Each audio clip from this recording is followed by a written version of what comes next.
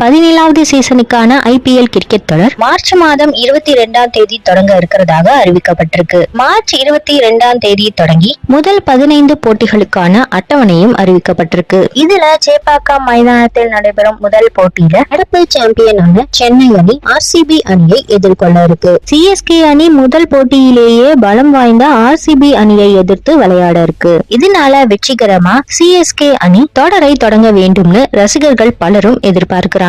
இந்த நிலையில சேப்பாக்கம் மைதானத்துல RCB அணி முதல் முறையே 2008ஆம் ஆண்டு முதல் சீசன்லயே CSK அணியை வீழ்த்தியது. அதுக்கப்புறமா சேப்பாக்கம் மைதானத்துல நடைபெற்ற போட்டிகள்ல RCB அணி சென்னை அணியை ஒரு முறை கூட வீழ்த்தனர். 2008 முதல் 2019ஆம் ஆண்டு வரை 7 முறை RCB மற்றும் CSK அணிகள் சேப்பாக்கம் மைதானத்துல களமிறங்கி இருக்கு. இதுல RCB அணி ஒரு முறையும் CSK அணி 6 முறையும் வெற்றி அடைந்திருக்கு. இதனால 15 ஆண்டுகளாக RCB அணிக்கு நடைபெற்று வரும் சோகம் மறையுமான கேள்வி அந்த அணி ரசிகர்கள் கிட்ட எழுந்திருக்கு. இருந்தாலும் RCB அணில நல்ல ஸ்பின்னர்கள் இல்ல. சேப்பாக்கம் மைதானத்துல வெற்றி அடைய வேண்டும்னா கண்டிப்பா 3 தரமான ஸ்பின்னர்கள் தேவை. இதனால மீண்டும் CSK அணி வெற்றி வரலாற்றை தொடரும்னு எதிர்பார்க்கப்படுது.